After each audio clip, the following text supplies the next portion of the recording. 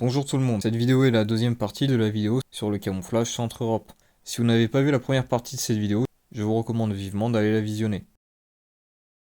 Après 2010, les unités de montagne de l'armée française commenceront à utiliser le camouflage toundra composé de blanc, de vert et de beige.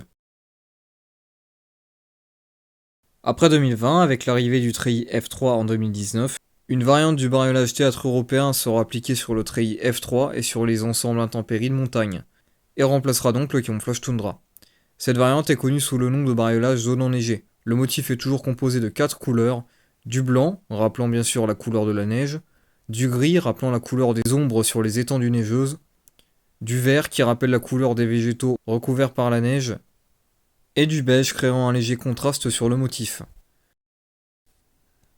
L'apparence du camouflage Centre-Europe alpin est légèrement différente si nous observons un treillis F3 ou un ensemble intempéries de montagne. Les ensembles intempéries en Gore-Tex disposent d'un camouflage avec des teintes beige plus prononcées.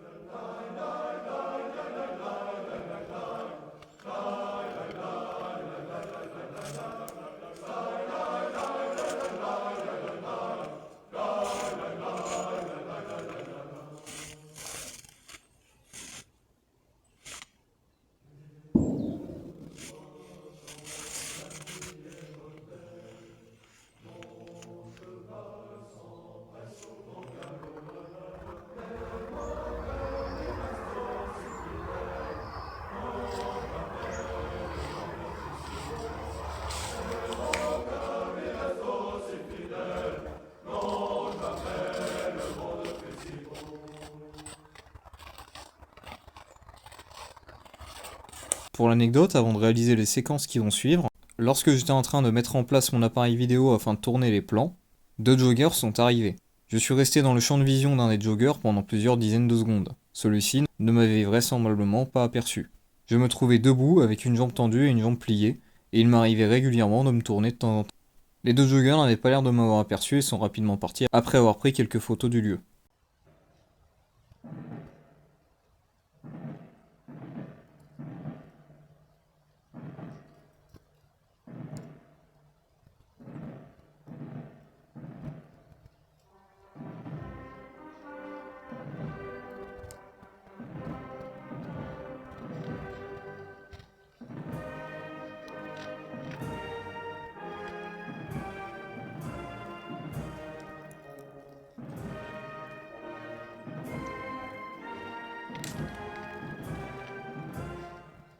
Après avoir tourné plusieurs plans, lorsque je commençais à quitter la forêt, j'ai recroisé les 2 joggers. Je leur ai alors demandé s'ils m'avaient aperçu plus tôt. L'un m'a répondu qu'il m'a vu très peu de temps avant de quitter les lieux. J'étais donc resté dans son champ de vision pendant plusieurs minutes sans que celui-ci ne m'ait vu.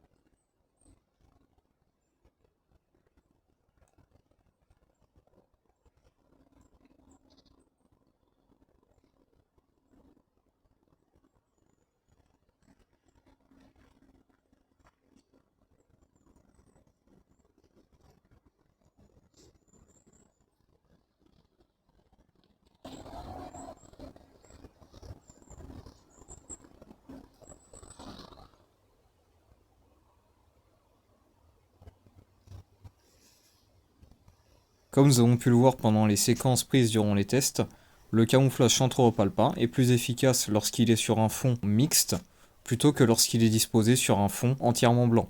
Cela s'explique notamment par la présence de taches vertes qui créent des trous dans le motif, créant ainsi une meilleure cohérence avec un fond mixte qu'un fond de blanc immaculé.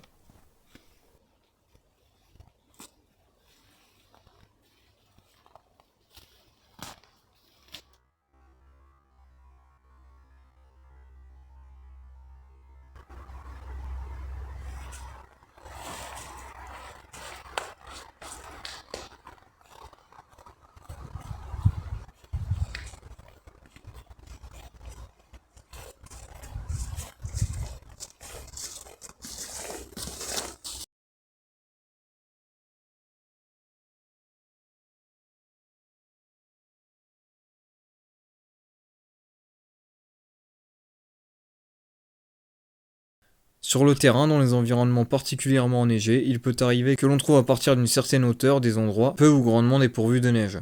Il peut donc devenir intéressant de mixer deux bariolages différents qui permettront d'avoir une silhouette adaptée au fond. Voici donc quelques photos reprenant ce concept.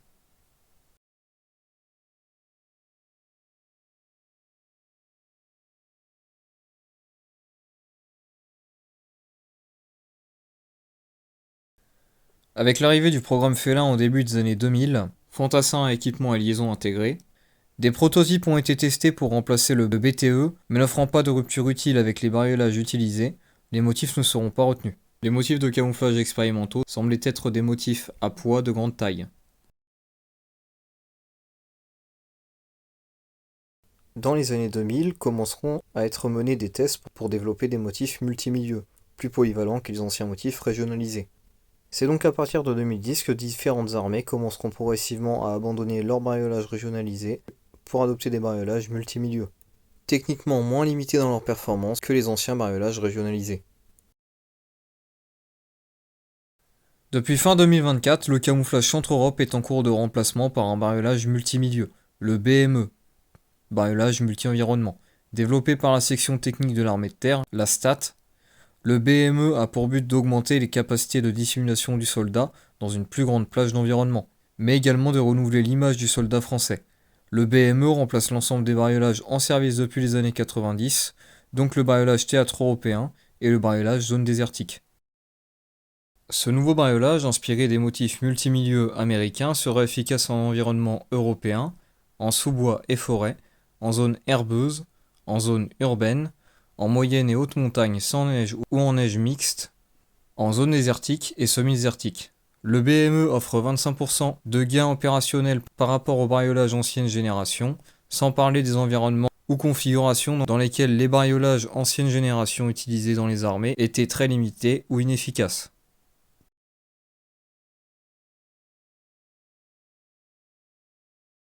Le BZ2, bariolage zone enneigée, sera lui remplacé par une déclinaison alpine du BME, qui sera employé pour les troupes de montagne et aussi pour les projections en zone froide où la neige est omniprésente. Les bariolages dont nous avons parlé ne sont pas les seuls utilisés dans l'armée française, car certaines unités utilisent de façon plus ou moins exceptionnelle d'autres camouflages, certains motifs sont portés en opération et d'autres uniquement en tenue de repos.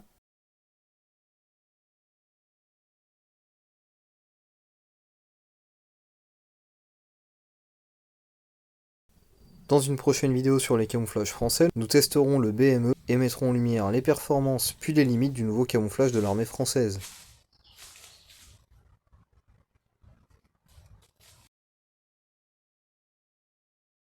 C'est ici que s'achève cette vidéo, je vous invite à vous abonner à cette chaîne YouTube si vous souhaitez voir de nouvelles vidéos sur le matériel militaire utilisé par l'armée française. Par ailleurs, si cette vidéo vous a plu, je vous invite à mettre un pouce bleu et à laisser un commentaire. C'est un petit geste, mais c'est grâce aux peu de gens qui font ça que mes vidéos gagnent en visibilité. Cette vidéo peut contenir des informations erronées, des erreurs ou laisser des imprécisions. Je vous invite, si vous avez plus d'informations, à les partager dans les commentaires.